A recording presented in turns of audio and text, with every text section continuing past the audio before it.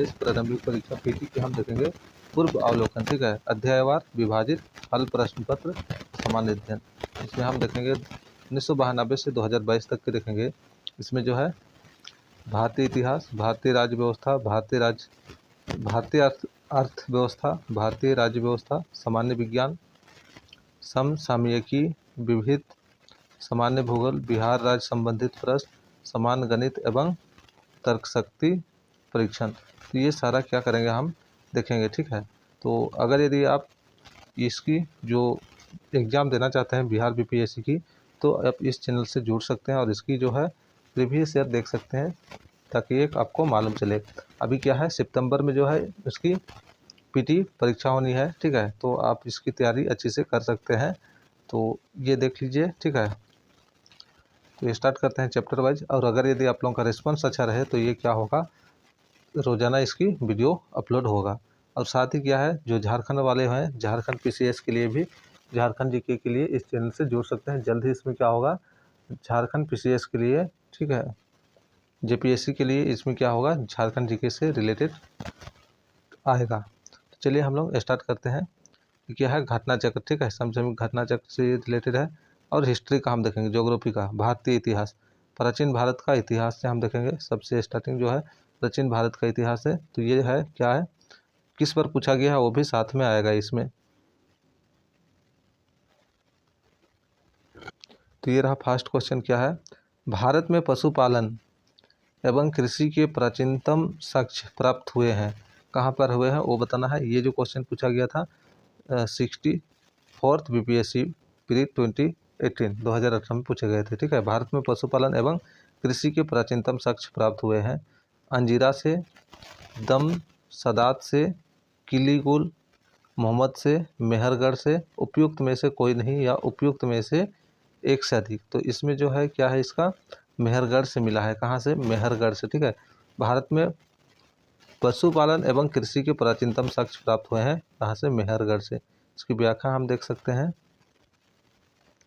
भारतीय उपमहाद्वीप में पशुपालन एवं कृषि का प्रारंभिक स्थल मेहरगढ़ को माना जाता है, जो 7000 से 5500 ईसा पूर्व के मध्य मानव बसाव का क्षेत्र था। कुछ विद्वान मेहरगढ़ में पशुपालन का काल 8500 ईसा पूर्व से मानते हैं। नवीनतम खोजों के आधार पर भारत उपमहाद्वीपों में प्राचीनतम कृषि साक्ष्य वाला स्थल उत्तर प्रदेश के संत कबीर नगर जिले में स्थित लहुरादेव है। यहाँ से 7000 ईस्वी पूर्व से 9000 ईस्वी पूर्व के मध्य मानव के बसने तथा निश्चित तौर पर 6400 ईस्वी पूर्व के चावल के साक्ष्य प्राप्त हुए हैं। तो ये देख लीजिए, बाकी आप क्या कीजिएगा, ये पढ़ लीजिएगा। और इसकी पीडीएफ अगर आपको चाहिए तो ये क्या है, टेलीग्राम चैनल से जुड़ जाइएगा, जिसकी लिंक आपको इस वीडियो के डिस्क्रिप्शन में मिल जाएगा। और इस चैनल में आपको यूपीएससी के जो हिंदी माध्यम के टॉपर्स और इंग्लिश माध्यम के जो टॉपर्स हैं उसकी भी वीडियो है, वो भी देख सकते हैं। और क्या है, भारतीय राज्य व्यवस्था स्टार्ट हुआ है, जिसमें क्या है, राष्ट्रपति से रिलेटेड उसका करवाया जा रहा है, वो आप देख सकते हैं, ठीक है। चलिए सेकंड क्वेश्चन देखते हैं इसका। निम्नलिखित में से किसको कैल्कोलिथिक युग भी कहा जाता है। कैल्कोलिथिक युग, ठीक है, क्या है, कैल्कोलिथिक युग किसको कहा जाता है ये बताना है। पुरापाषाण युग, नवपाषाण युग, ताम्रपाषाण युग या लौह युग। तो इनमें से जो है कैल्कोलिथिक युग जो है ताम्रपाषाण युग को कहा जाता है। किसको, ताम्रपाषाण। इसलिए इसका सही आंसर ऑप्शन नंबर सी। व्याख्या देख सकते हैं, ताम्रपाषाण युग को कैल्कोलिथिक युग भी कहा जाता है। जिन संस्कृतियों में तांबे के औजार के साथ ही पत्थर के बने हुए उपकरणों का प्रचलन मिलता है, उन्हें प्रायः ताम्रपाषाणिक संस्कृतियाँ कहा जाता है। तो क्या है, जिन संस्कृतियों में तांबे के औजार के साथ पत्थर के बने हुए उपकरणों का प्रचलन होता है, तांबे के औजार के साथ साथ क्या है, पत्थर के जो बने हुए उपकरणों का प्रचलन होता है, उससे हम क्या कहते हैं, ताम्रपाषाणिक युग या संस्कृतियाँ कहा जाता है। आगे बढ़ते हैं, हड़प्पा से रिलेटेड आ गया। हड़प्पा में मिट्टी के बर्तनों पर सामान्यतः किस रंग का उपयोग हुआ था। तो हड़प्पा में जो है मिट्टी के बर्तन में कौन सा रंग का प्रयोग किया जाता था, लाल रंग, नीला हरा, पंडू या नीला। तो ये क्या है, हड़प्पा में जो है मिट्टी के बर्तन में लाल रंग का उपयोग किया जाता था। ये देख लीजिए 40 बीपीएससी प्री 1955 में पूछा गया था। चलिए नेक्स्ट हम देखते हैं। तो ये इसकी क्या है व्याख्या है, आप देखना चाहते हैं तो देख सकते हैं पॉज करके या फिर PDF ये करके। नेक्स्ट क्वेश्चन 4 नंबर, सिंधु सभ्यता निम्नलिखित में से किस युग से पड़ता है? कौन से युग से सिंधु सभ्यता पड़ता है उसको बताना है।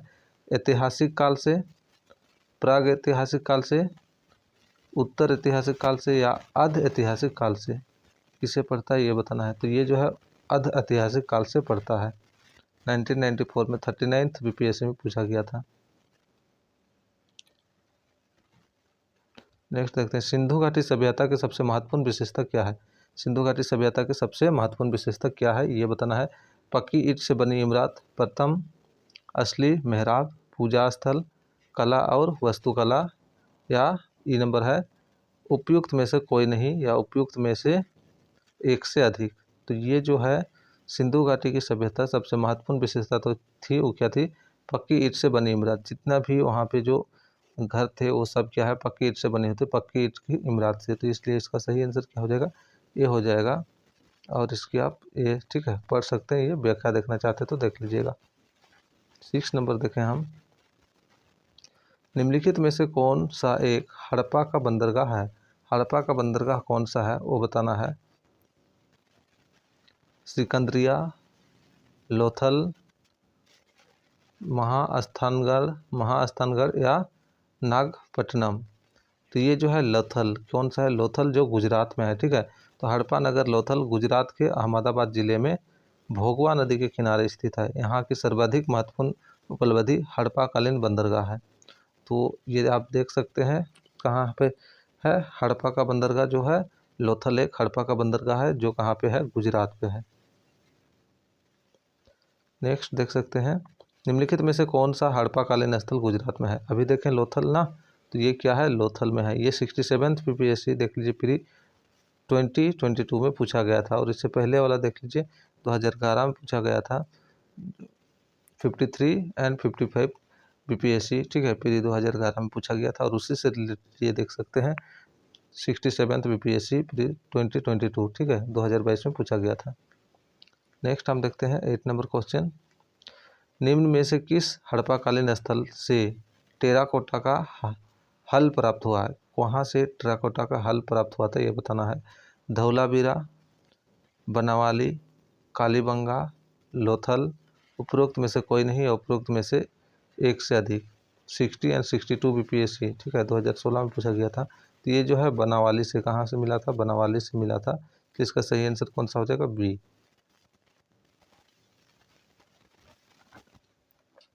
बनावाली। और ये बनावाली कहाँ पे है? हरियाणा के फतेहाबाद जिले में स्थित बनावाली से टेराकोटा का हल प्राप्त हुआ था। तो ये जो बनावाली है हरियाणा के फतेहाबाद जिला में स्थित है। आगे देखते हैं 9 नंबर, निम्न में से किस हड़प्पन नगर में जूते हुए खेतों के निशान मिले हैं? कौन सी हड़प्पा के नगर में जोते हुए खेत का निशान मिला है वो बताना था। कालीबंगा, धौलावीरा, मोहनजोदड़ो, लोथल, उपयुक्त में से कोई नहीं, उपयुक्त में से एक से अधिक। 66 BPSC 2020 में पूछा गया था। तो ये कालीबंगा में क्या है? जोते हुए साक्ष्य या निशान मिला हुआ है। आप देख लीजिएगा पूरी इसकी डिटेल्स व्याख्या। निम्नलिखित में से कौन हड़प्पा और मोहनजोदड़ो के उत्खनन के संबंधित नहीं है? हड़प्पा और मोहनजोदड़ो के उत्खनन से संबंधित नहीं है वो बताना है। A number RD Banerjee, KN Dixit,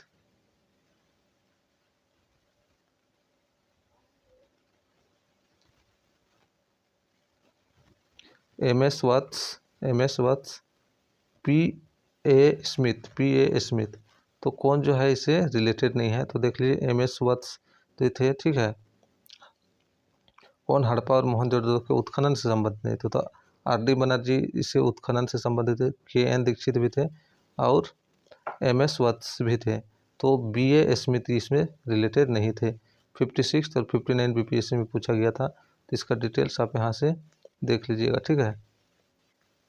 आगे बढ़े हम,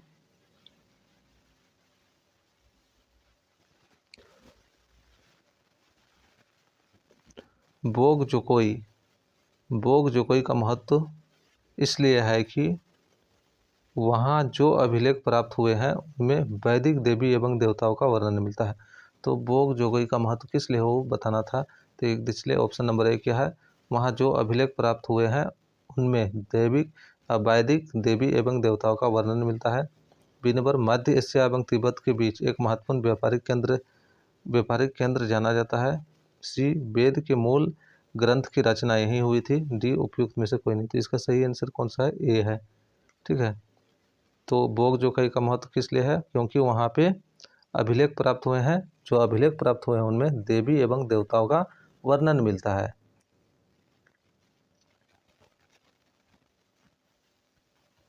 आगे देखें हम, प्रसिद्ध 10 राजाओं का युद्ध किस नदी के तट पर लड़ा गया था।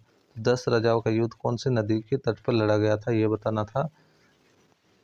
42 बीपीएससी, ठीक है, 42nd बीपीएससी में पूछा गया था, गंगा, ब्रह्मपुत्र, कावेरी या पुरुषनी। तो ये जो है पुरुषनी नदी के किनारे क्या है, प्रसिद्ध 10 राजाओं का युद्ध लड़ा गया था, क्या हुआ था। ठीक है, 10 राक्ष, ठीक है, 10 राक्ष युद्ध, 10 राजाओं का युद्ध, 10 राक्ष युद्ध, जिसको 10 राजाओं का युद्ध, ठीक है, पुरुषनी नदी वर्तमान में रावी, ठीक है, पुरुषनी नदी जो वर्तमान में उसका नाम क्या है, रावी के तट पर लड़ा गया, जिसमें भरतों के राजा सुदास ने 10 राजाओं के एक संघ को हराया। तो भरतों के राजा ने क्या है, 10 राजाओं के एक संघ को हराया था। इस संघ में आर्यों के प्रमुख जन अनु, दूह, यदु, पुरु, तुर्वसु तथा 5 लघु जनजातियों का समूह सम्मिलित था, जिसके पुरोहित विश्वामित्र थे। आगे देखें हम 30 नंबर, ऋग्वेद का कौन सा मंडल पूर्णतः सोम को समर्पित है। सोम को समर्पित जो ऋग्वेद का कौन सा मंडल है, 7वां मंडल, 8वां मंडल, 9वां मंडल या 10वां मंडल। तो इसमें जो है 9वां मंडल जो है वो क्या है, ऋग्वेद का मंडल है, जो क्या है, सोम को पूरी तरह समर्पित है। तो कौन सा, 9वां मंडल, ठीक है, जिसकी ये व्याख्या आप, ऋग्वेद में कुल 10 मंडल है, 9वां मंडल के सभी 114 मंत्र सोम को समर्पित है। तो ऋग मंडल के जो, ठीक है, 9वां मंडल जो है, ठीक है, वो क्या है, उसमें 114 मंत्र है और सभी क्या है, सोम को समर्पित है। नेक्स्ट देखते हैं, ऋग्वेद ऋग्वेद संहिता का 9वां मंडल पूर्णतः किसको समर्पित है। तो अभी देखें इससे पहले, ठीक है, सोम और इस पे पर नमकृत देवता, तो इसका डी ऑप्शन हो जाएगा। आगे बढ़े हम, गायत्री मंत्र किस पुस्तक में मिलता है। गायत्री मंत्र कौन सा पुस्तक में मिलता है, उपनिषद, भगवद गीता, ऋग्वेद या यजुर्वेद। ठीक है, तो ये जो है ऋग्वेद में मिलता है। गायत्री मंत्र किस में मिलता है, ऋग्वेद में मिलता है, ऋग्वेद में उल्लिखित है और इसका रचनाकार कौन है, विश्वामित्र है। यह मंत्र ऋग्वेद के 3 मंडल में वर्णित है। आगे बढ़े, यहाँ पे देख सकते हैं 16 नंबर आप, निम्न में से किस भारतीय दर्शन के परमाणु सिद्धांत का प्रतिपादन क्या है। निम्न में किस भारतीय दर्शन ने, ठीक है, परमाणु सिद्धांत का प्रतिपादन क्या है। योग, न्याय, सांख्य, वैशेषिक, ठीक है, उपयुक्त में से कोई नहीं या उपयुक्त में से एक से अधिक। तो इसका जो सही आंसर है डी है, ठीक है, वैशेषिक। वैशेषिक जो है, वैशेषिक दर्शन के अनुसार सृष्टि का निर्माण अणु से हुआ है। महर्षि कणाद इस दर्शन के प्रवर्तक है। आगे बढ़े हम, महावीर स्वामी से रिलेटेड आ गया। महावीर स्वामी का जन्म कहाँ हुआ था, देख लीजिए, ये देख लीजिए 42, 47, 53, 55 में ये पूछा गया है। तो महावीर स्वामी का जो जन्म है वो कहाँ हुआ था, कुंडग्राम में हुआ था, कुंडग्राम, इसलिए इसका सही आंसर ए हो जाएगा। महावीर स्वामी का जन्म कुंडग्राम या कुंडलपुर, ठीक है, वैशाली के निकट हुआ था। नेक्स्ट क्वेश्चन देखें हम, महावीर जैन की मृत्यु निम्नलिखित में से किस नगर में हुई थी। तो महावीर जैन का जो है या महावीर स्वामी का, ठीक है, कौन से नगर में मृत्यु हुई थी। राजगीर, सांची, पावापुरी या समस्तीपुर। तो इसकी जो मृत्यु हुई थी वो कहाँ पे हुई थी, पावापुरी में, यानी कि ऑप्शन नंबर सी इसका सही हो गया। नेक्स्ट देखते हैं, भगवान महावीर का प्रथम शिष्य था भगवान जमाली, ठीक है, जो उसकी क्या थे, दामाद थे। ठीक है, भगवान महावीर का प्रथम शिष्य तो वो कौन थे, जमाली थे।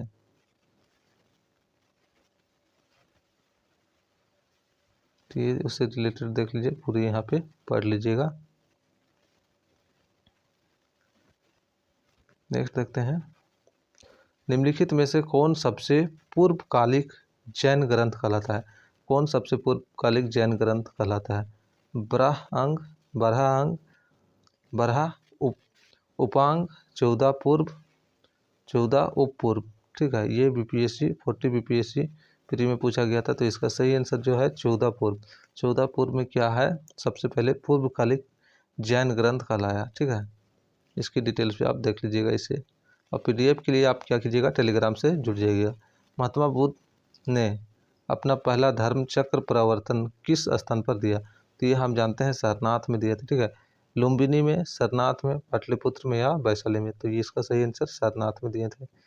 47th बीपीएससी में पूछा गया था।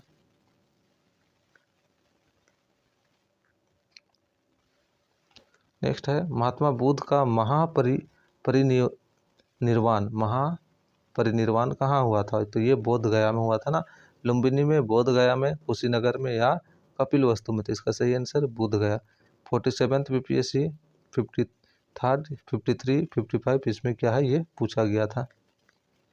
डिटेल देख लीजिएगा। ठीक है, अब आया त्रिपिटक, उसका जो ग्रंथ है। ठीक है, त्रिपिटक किसकी धार्मिक पुस्तक है? तो ये हम जानते हैं किसकी, बुद्ध का है। ठीक है, तो ये क्या हो जाएगा, बुद्ध। जैन, हिंदू, पारसी, बुद्ध है। उपयुक्त में से कोई नहीं या उपयुक्त में से एक से अधिक। तो इसका सही आंसर क्या हो जाएगा, बुद्ध। 63 बीपीएससी 2017 में पूछे गए थे। आया फिर त्रिरत्न या तीन रत्न। त्रिरत्न या तीन रत्न जैसे सटीक ज्ञान, सच्ची आस्था और सटीक क्रिया निम्न में से किससे संबंधित है? तो त्रिरत्न या तीर्थरत्न जैसे सटीक ज्ञान, सच्ची आस्था और सटीक क्रिया निम्न में से किससे संबंधित है? बौद्ध धर्म, हिंदू धर्म। तो हम जानते हैं ये बौद्ध धर्म से संबंधित होता है।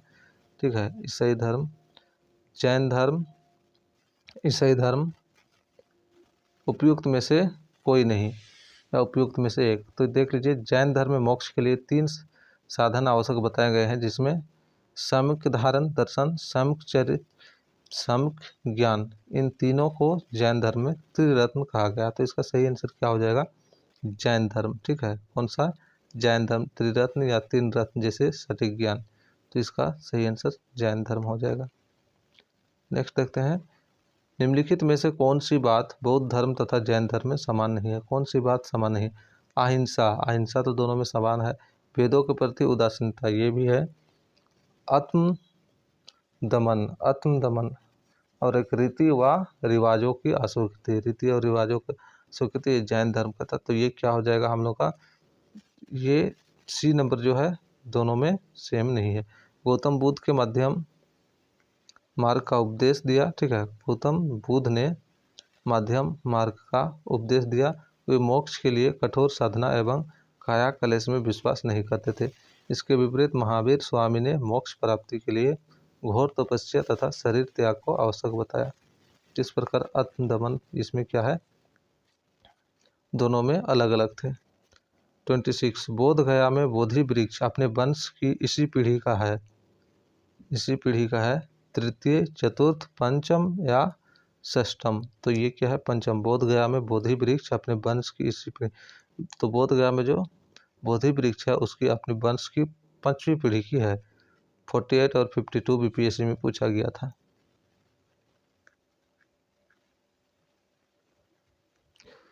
बराबर के गुफाओं का उपयोग किसने आश्रय गृह के रूप में किया था? तो बराबर की गुफाओं का कौन आश्रय के रूप में किया था?